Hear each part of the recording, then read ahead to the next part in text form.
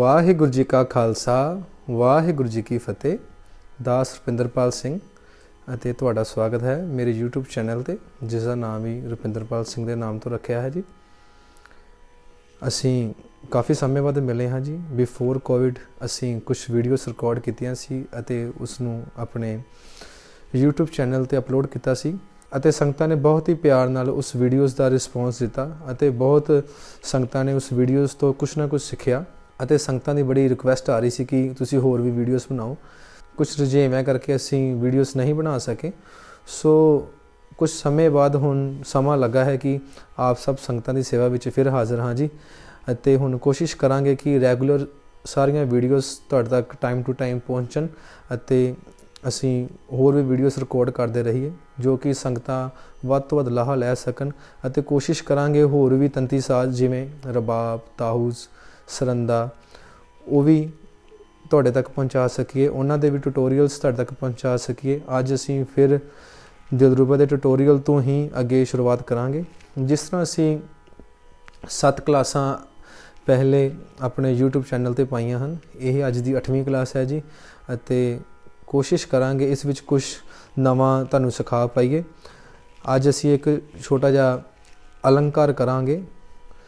ਹੈਗਾ ਤੇ ਬੜਾ ਸਿੰਪਲ ਅਲੰਕਾਰ ਹੈ, ਬਟ ਤੁਸੀਂ ਇਸ ਅਲੰਕਾਰ ਦੇ ਨਾਲ ਪੂਰਾ ਦਿਲਰੂਬੇ ਦਾ ਫਰੈਟ ਬੋਰਡ ਤੁਸੀਂ ਕਵਰ ਕਰ ਲੋਗੇ।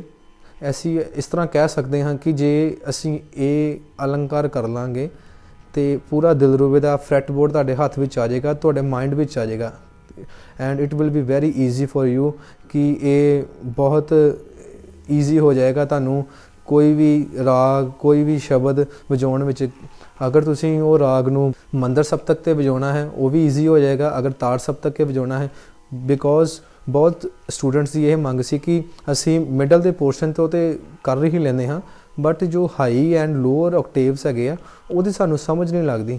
ਸੋ ਇਸ ਚੀਜ਼ ਨੂੰ ਮੁੱਖ ਰੱਖਦੇ ਹੋਏ ਅਸੀਂ ਤੁਹਾਨੂੰ ਅੱਜ ਇੱਕ ਸਿੰਪਲ ਪ੍ਰੈਕਟਿਸ ਦੱਸਾਂਗੇ ਜੋ ਕਿ ਤੁਹਾਡੇ ਲਈ ਬਹੁਤ ਲਾਹੇਵੰਦ ਹੋਏਗੀ ਜੀ। ਇਹ ਅਲੰਕਾਰ ਕੁਛ ਇਸ ਤਰ੍ਹਾਂ ਹੈ ਜੀ। ਇਹ ਅਲੰਕਾਰ ਪੰਚਮ ਤੋਂ ਸ਼ੁਰੂ ਹੋਏਗਾ। ਜਿਸ ਤਰ੍ਹਾਂ ਅਸੀਂ ਦੇਖਦੇ ਹਾਂ ਜੀ, ਦੂਸਰੇ ਪਰਦੇ ਨੂੰ ਪੰਚਮ ਕਹਿੰਦੇ ਹਨ। ਇਹ ਮਾਂ ਤੀਵਰ ਦਾ ਪਰਦਾ ਹੈ ਅਤੇ ਇਹ ਪਾ ਦਾ। ਇਸ ਦੀ ਅਸੀਂ ਪੰਚਮ ਤੋਂ ਹੀ ਸ਼ੁਰੂਆਤ ਕਰਨੀ ਹੈ ਕਿਉਂਕਿ ਲੋਅਰ ਆਕਟੇਵ ਨੂੰ ਹੀ ਸਮਝਣ ਲਈ ਸਾਨੂੰ ਸਟਾਰਟ ਹੀ ਉੱਥੋਂ ਕਰਨਾ ਪਵੇਗਾ। ਪਾ ਧਾ ਨੀ ਸਾ ਰੇ ਗਾ ਮਾ ਪਾ ਧਾ ਨੀ ਸਾ ਰੇ ਗਾ ਰੇ ਸਾ ਨੀ ਧਾ ਪਾ ਮਾ ਗਾ ਰੇ ਸਾ ਨੀ ਧਾ ਪਾ। ਜਿਨ੍ਹਾਂ ਦੇ ਦਿਲਰੂਬੇ ਵਿੱਚ ਮਾਂ ਦਾ ਸਵਰ ਹੈ ਉਹ ਮਾਂ ਦਾ ਪ੍ਰਯੋਗ ਕਰ ਸਕਦੇ ਹਨ ਅਤੇ ਜਿਨ੍ਹਾਂ ਦਾ ਦਿਲਰੂਬੇ ਵਿੱਚ ਮਾਂ ਦਾ ਸਵਰ ਨਹੀਂ ਹੈ ਉਹ ਗਾ ਤੱਕ ਹੀ ਕਰਨ ਕਿਉਂਕਿ ਕੁਛ ਜ਼ਿਆਦਾ ਫਰਕ ਨਹੀਂ ਹੈ ਬਟ ਤੁਹਾਡੇ ਹੱਥ ਵਿੱਚ ਪੂਰਾ ਕੰਟਰੋਲ ਆ ਜਾਏਗਾ ਇਸ ਚੀਜ਼ ਨੂੰ ਪੂਰਾ ਪਲੇ ਕਰਨ ਨਾਲ। ਅਸੀਂ ਹੁਣ ਦਿਲਰੂਬਾ ਤੇ ਇਹ ਚੀਜ਼ ਨੂੰ ਸੁਣਦੇ ਹਾਂ।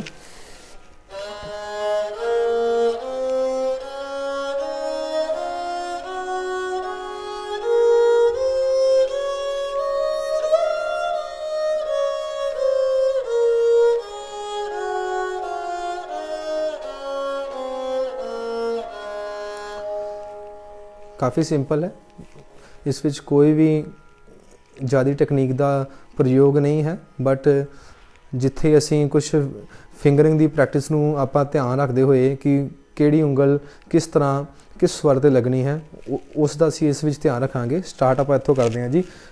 ਪਾ ਤੇ ਸੈਕਿੰਡ ਫਿੰਗਰ ਪਾ, ਫਿਰ ਸੈਕਿੰਡ ਫਿੰਗਰ ਧਾ ਤੇ ਧਾ ਨੀ ਸਾ। ਕੋਸ਼ਿਸ਼ ਕਰਨੀ ਹੈ ਜਦੋਂ ਅਸੀਂ ਆਰੋਹ ਕਰਨੀ ਹੈ ਨਾ ਉਹ ਸਾਰਾ ਕੁਝ ਸੈਕਿੰਡ ਫਿੰਗਰ ਦੇ ਨਾਲ ਹੀ ਆਵੇ ਕਿਉਂਕਿ ਇਹ ਬਹੁਤ ਇੰਪੋਰਟੈਂਟ ਹੈ।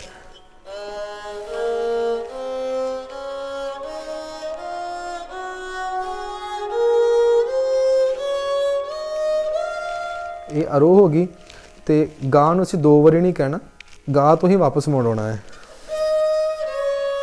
ਹੁਣ ਜਦੋਂ ਅਸੀਂ ਸਾਹ 'ਤੇ ਆ ਜਾਂਦੇ ਹਾਂ ਐਜ਼ ਯੂਜੂਅਲ ਅਸੀਂ ਤੁਹਾਨੂੰ ਪਹਿਲੀਆਂ ਕਲਾਸਾਂ 'ਚ ਸਿਖਾਇਆ ਸੀ ਕਿ ਸਾਹ ਜਦੋਂ ਨੀਂਦ ਨਾਲ ਆ ਜਾਣਾ ਤੇ ਉਂਗਲ ਚੁੱਕ ਕੇ ਹੀ ਵਜਾਉਣਾ ਹੈ। ਧਾ ਤੇ ਫਿਰ ਦੂਜੀ ਉਂਗਲ, ਦੈਨ ਫਿਰ ਪਾ।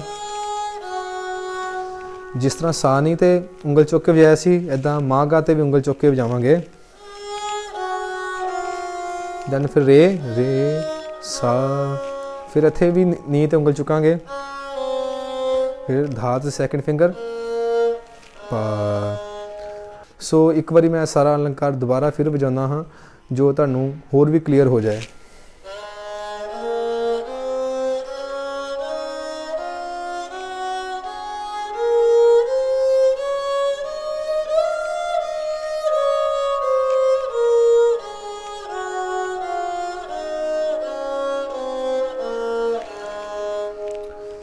ਇਸ ਨੂੰ ਜ਼ਿਆਦਾ ਸਪੀਡ ਵਿੱਚ ਨਹੀਂ ਵਜਾਉਣਾ, ਬਿਕੋਜ਼ ਜੇ ਆਪਾਂ ਜ਼ਿਆਦਾ ਸਪੀਡ ਵਿੱਚ ਵਜਾਵਾਂਗੇ ਤਾਂ ਉਹ ਸਾਡੇ ਹੱਥ 'ਚ ਕਲੈਰਿਟੀ ਨਹੀਂ ਆਏਗੀ।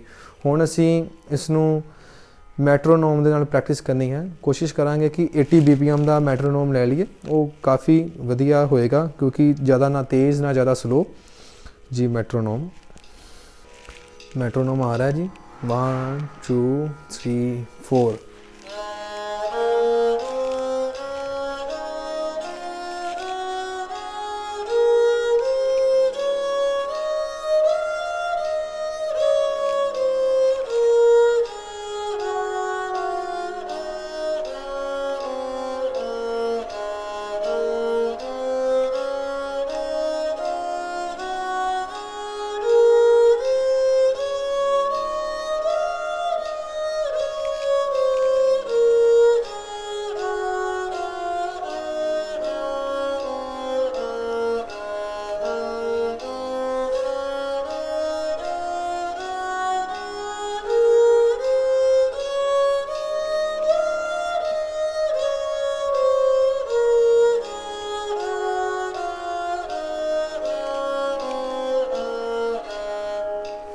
ਮੈਟਰੋਨੋਮ ਨਾਲ ਪ੍ਰੈਕਟਿਸ ਕਰਨੀ ਬਹੁਤ ਜ਼ਰੂਰੀ ਹੈ।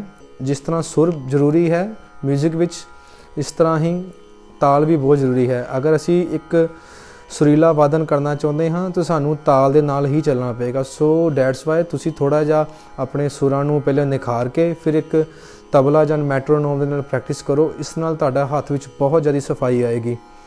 ਸੋ ਅੱਜ ਦਾ ਲੈਸਨ ਇੰਨਾ ਹੀ ਹੈ ਜੀ। ਤੁਸੀਂ ਇਹਦੀ ਵੱਧ ਤੋਂ ਵੱਧ ਰਿਆਜ਼ ਕਰੋ। ਹੁਣ ਕੋਸ਼ਿਸ਼ ਕਰਾਂਗੇ ਕਿ ਇਸ ਦੇ ਨਾਲ ਹੀ ਹੋਰ ਵੀ ਵੀਡੀਓਸ ਅਪਲੋਡ ਕਰਾਂਗੇ ਜੋ ਕਿ ਤੁਹਾਡੇ ਦਿਲਰੂਬਾ ਲਰਨਿੰਗ ਨੂੰ ਹੋਰ ਵੀ ਅੱਗੇ ਤੱਕ ਲੈ ਕੇ ਜਾਏਗੀ।